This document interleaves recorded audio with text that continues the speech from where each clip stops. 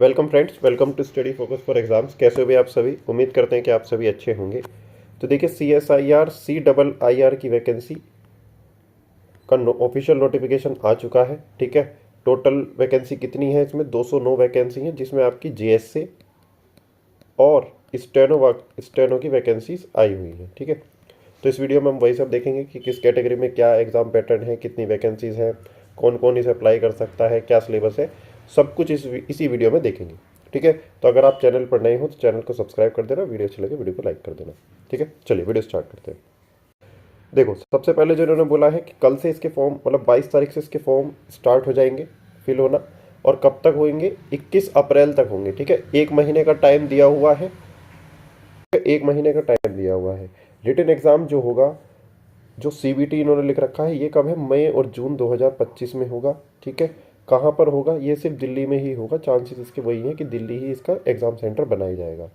आपका जो skill test होगा वो कब तक है? जून 2025। यानी कि अब जब इन्होंने जून 2025 दिया हुआ है, तो आप मान के चलिए कि आपका एग्ज़ाम कब होगा? मई में, और स्किल टेस्ट जो होगा वो आपका जून में होगा। ठीक है, अब इसमें अगर हम बात करें, जो आपकी JSC यानी कि जूनियर सेक्रेटरीट असिस्टेंट की जो वैकेंसी आई है, उसमें 177 वैकेंसी JSA की है, और स्टेनोग्राफर की जो वैकेंसी है 32 वैकेंसी है। अब किसी को ये लगेगा कि सर ये तो बहुत कम वैकेंसी है, किसी को लगेगा अरे 32 वैकेंसी है, बहुत है। ठीक है, क्यों? अभी वो भी आपको पता चल जाएगा क्यों आपको फॉर्म फिल करना चाहिए और क्यों नहीं करना चाहिए। ठीक है, सब कुछ इस वीडियो में पता चल जाएगा। इसकी PDF आपको हमारे टेलीग्राम चैनल पर मिल जाएगी, जिसका लिंक डिस्क्रिप्शन में दिया हुआ है, @स्टेनोवीर। चाहो तो आप सर्च कर लेना है वैसे भी। ठीक है, तो JSA में 177 वैकेंसी है, ग्रुप C की पोस्ट है। ठीक है, तो group C non gazetted post है, पे लेवल 2 है। दिल्ली में ही आपको पोस्टिंग होगी, और इनिशियल, और एज लिमिट क्या है? 28। तो दिल्ली के हिसाब से यार ठीक ठाक है, अच्छी वैकेंसी है। जो लोग नॉर्थ इंडिया के हैं, जो दिल्ली प्रेफर करते हैं, उनके लिए ठीक अच्छी जॉब है। वहीं अगर हम बात करें जूनियर स्टेनोग्राफर की, तो जो लोग जैसे DOPT पसंद करते हैं ना इस SSC के थ्रू, तो यार वो लोग इसे फिल कर सकते हैं। दिल्ली वाले हैं जो यूपी के, वेस्ट यूपी से हैं, तो वो लोग इसे फिल कर सकते हैं, या जिसे दिल्ली में रहना है तो उनके लिए अच्छी जॉब है। ठीक है, कितनी पोस्ट है? 32 है। अभी देखेंगे किस कैटेगरी में कितनी है। पे लेवल 4 है, अच्छी खासी सैलरी मिलेगी आपको, 25,500 से लेके, ये आपका पे लेवल 4 की जॉब है, अच्छी खासी है। ठीक है, क्वालिफिकेशन क्या है? 10+2 होना चाहिए, 12th, और आपको स्टेनो आनी चाहिए। ठीक है, सेम वही है जो आपका SSC में मांगा जाता है, और इसमें भी वही है कि 12th, और आपको टाइपिंग वगैरह कंप्यूटर आना आना चाहिए। ठीक है, सेम ऐसे ही अगर एज लिमिट की बात करें तो UR कैटेगरी से 27, और फिर उसके बाद अगर आप OBC से हैं तो आपको 3 साल की छूट मिलेगी, और अगर आप SC ST से तो वही 5 साल की। ठीक है, सेम SSC वाला पैटर्न इन्होंने लिया है। ये देखिए, ये इन्होंने वैकेंसीज का ब्रेकअप क्या है कि मतलब कैटेगरी वाइज कितनी है। अगर हम जूनियर स्टेनो की बात करें CIII में, तो एक वैकेंसी UR की है और एक वैकेंसी है OBC की। तो टोटल वैकेंसी कितनी होगी? 2। CSIR हेड क्वार्टर की अगर हम बात करें, टोटल 18 पोस्ट है। IGIB की बात करें तो यहाँ पर आपकी 4 पोस्ट है, 3 UR और 1 OBC। यहाँ पर आप देख लेना, SC ST की कोई वैकेंसी नहीं है, या EWS की नहीं है। ठीक है, सेम ऐसे ही यहाँ पर इन्होंने दिया हुआ है NPL की। तो NPL में टोटल 5 वैकेंसी है, और यहाँ पर कितनी है? इसमें 3 वैकेंसी है, UR की है। SC ST की आप देखोगे यहाँ पर कोई वैकेंसी देखने को नहीं मिल रही है, सिर्फ UR और OBC की ही वैकेंसी देखने को मिल रही है। हेड क्वार्टर में तो है, आप यहाँ पे देखोगे 3, 1, 2। ठीक, तो ये चीज़ है। तो टोटल वैकेंसी जूनियर स्टैंडो की कितनी है? 32, और वैसे कितनी है? 177। जो JSA भरना चाहता है वो JSA भर देना, जो स्टेनो भरना चाहता है भाई वो स्टेनो भर देना। ठीक है, अब बात करते हैं इसका सिलेबस क्या है, क्या एग्जाम पैटर्न है। देखो, एग्जामिनेशन फीस की अगर हम बात करें तो फीस कितनी है? 500 रुपये फीस है। किन की है? UR, OBC और EWS कैंडिडेट को 500 रुपये। बाकी आप SC ST वुमेन, अब लड़कियों के लिए तो काफ़ी अच्छा मौका है ना। जो लड़कियां SSC की प्रिपरेशन कर रही हैं वो तो इसे फिल कर सकती हैं, उन्हें क्या यार फीस थोड़ी देनी है आपको। तो आपके लिए कोई फीस नहीं है, तो आप लोग इस फॉर्म को फिल कर सकते हो। ठीक है, बाकी UR, OBC और EWS कैंडिडेट को आपको 500 रुपये देने पड़ेंगे। देखिए, यही फिर एज रिलैक्सेशन की अगर जो हमने बताया था कि OBC को 3 साल की छूट मिलेगी, और वैसे 25 साल। जैसे जूनियर असिस्टेंट की बात करें, जूनियर स्टेनोग्राफर की, तो 27+3, और फिर यहाँ पर आपको 5 साल की छूट, यानी कि 32 साल ये हो गई, और 30 साल आप इसमें फिल कर सकते हो। वहीं JSA की अगर हम बात करें तो 31 ये हो गई, और ये 33 ये हो गई। ठीक है, तो आप लोग इसे फिल कर सकते हो। देखो यहाँ पर इन्होंने जब बोला है कि सिलेक्शन प्रोसीजर किसका है, ये जूनियर स्टेनो की अभी हम बात कर रहे हैं। ठीक, कैसे कैसे है mode of examination, most probably आपका सीबीटी ही करवाएंगे। ठीक है, सी मतलब इन्होंने लिख रखा है कि ओएमआर बेस्ड भी हो सकता है और सीबीटी पेपर, जहाँ तक के चांसेस वो सीबीटी ही करवाएंगे। ठीक है, पेपर इंग्लिश और हिंदी। क्वालिफिकेशन क्या है, 10+2 वाला। कितने क्वेश्चन आएंगे, 200 2 घंटे के। एग्जाम पैटर्न देखो, एग्जाम पैटर्न देखने के बाद आपको पता चल जाएगा। General intelligence 50 question, general awareness 50 question, English language 100 question 100 marks के। याद आ रहा है किसका एग्जाम पैटर्न है ये, बताओ। आ रहा है कुछ याद?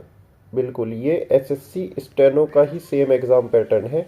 50 सेम पूछा जाता है, 50 रीजनिंग के, 50 जीएस के और 100 क्वेश्चन इंग्लिश के। 1/, देखो 0.25 कटेंगे, यानी कि 1/4 की नेगेटिव मार्किंग है। सेम एग्जाम पैटर्न है जूनियर स्टेनो वाला, तो आप लोग इसे फिल कर देना भाई। ठीक है, जो भी इसे फिल करना चाहता है, क्योंकि आपको भी पता है एसएससी स्टेनो 2000 जिनका भी 24 में नहीं हुआ है, स्टेनो 24 में नहीं हुआ, 25 का आपका एग्ज़ाम 26 में होगा।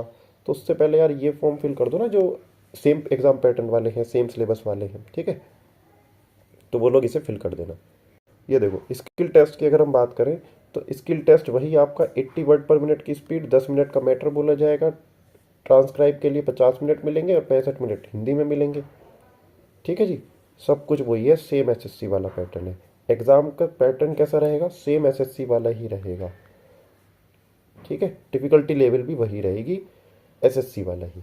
ठीक, जिन बच्चों को डाउट है कि सर हिंदी और इंग्लिश दोनों भर सकते हैं, जिन्हें कोई सी भी या तो हिंदी आती हो या इंग्लिश स्टेनो आती है, वो लोग इस फॉर्म को फिल कर सकते हैं। ठीक है, भर देना, अच्छी पोस्ट है।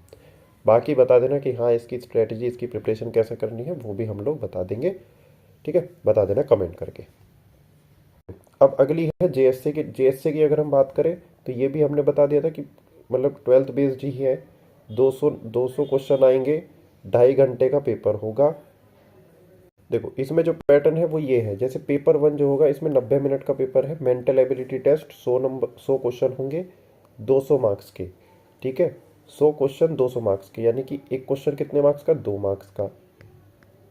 ठीक, क्या नेगेटिव मार्किंग है, नहीं। नेगेटिव मार्किंग देखो साफ लिख रखा है, there will be no negative marks in this paper. Paper 1 में नहीं है। अब मेंटल एबिलिटी में क्या क्या आएगा, general intelligence, quantitative aptitude, reasoning, problem solving, situation judgement, etcetera etcetera. ठीक है, यानी कि मेन जनरल इंटेलिजेंस और क्वांट पूछा जाएगा आपसे। ठीक, ठीक है। अब अगर हम बात करें पेपर 2 की, तो पेपर 2 आपका 1 घंटे का होगा, जिसमें जनरल अवेयरनेस और इंग्लिश लैंग्वेज के क्वेश्चन पूछे जाएंगे।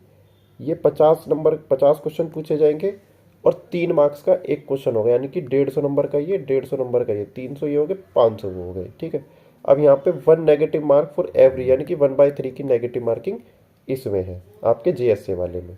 ठीक है जी, तो पेपर का लेवल भी देखो सेम वही है। तो जो लोग स्टेनो भरना चाहते हैं भाई स्टेनो भर देना, जो जेएसए भरना चाहता है जेएसए, तीनों का पैटर्न सेम ही है, दोनों का मतलब वही रीजनिंग, बस यहाँ इसमें मैथ्स आएगी, पर वो भी नेगेटिव नहीं है। तो रीजनिंग आएगी, जनरल अवेयरनेस और इंग्लिश लैंग्वेज। ठीक है, अब यहाँ पर अगर हम बात करें, कंप्यूटर में टाइपिंग कितनी चाहिए, 35 वर्ड पर मिनट चाहिए आपको इंग्लिश में, और हिंदी में चाहिए 30 वर्ड पर मिनट। ठीक है, सिंपल सी बात है। अब ये तो आगे कितना की 5 की डिप्रेशन फॉर ईच वर्ड।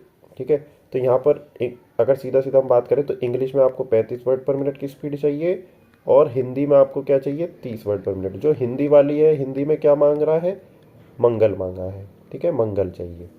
ठीक है, अब इन्होंने क्या बोला है, पेपर 1 जो होगा रिटन एग्जामिनेशन का, वो इसकी मिनिमम कट ऑफ मार्क्स रखेंगे, क्वालिफाइंग होगा। ठीक है, ऑल्सो क्वालिफाइंग इन नेचर। अब पेपर 2 में क्या होगा, पेपर 2 के अकॉर्डिंग इसमें आपकी फाइनल मेरिट बनेगी।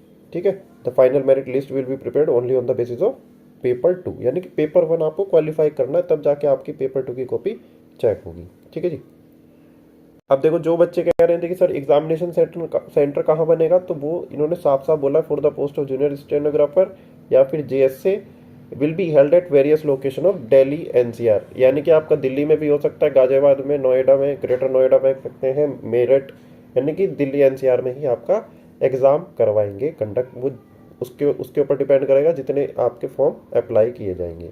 ठीक है, मान लो कम होंगे तो दिल्ली में करा देंगे, ज़्यादा होंगे तो वो आसपास के एरिया में भी करवा देंगे। अदर स्टेट वाले अप्लाई कर सकते हैं, बिल्कुल कर सकते हैं अदर स्टेट वाले भी अप्लाई। ठीक है, बस आपको सर्टिफिकेट चाहिए, जैसे EWS का हो गया, OBC का हो गया, वो पिछले 3 साल से ज़्यादा का पुराना नहीं होना चाहिए, वगैरह वगैरह। अब तो भाई इसे फॉर्म को फिल कर देना जिसे फिल करना है। और अगर आपको इसके रिगार्डिंग कोई वीडियो चाहिए कि हाँ सर कैसे प्रिपरेशन करें, क्योंकि मई में आप समझिए मई में आपका एग्ज़ाम हो जाएगा और जून में आपकी स्टेनो या फिर टाइपिंग हो जाएगी, ठीक है। तो उसके रिगार्डिंग भी मतलब फ्री या पेड जो भी कुछ रहेगा वो हम लोग अरेंज कर देंगे, ठीक है। कमेंट कर देना, तो इसका एक पूरी स्ट्रेटजी बता देंगे कहाँ से पढ़ सकते हो, क्या इतने कम टाइम में जो भी है, ठीक। चलिए, thank you, thanks for watching. और कमेंट में बताना आप लोग फिल कर रहे हो इस फॉर्म को या नहीं, ठीक है। चलिए।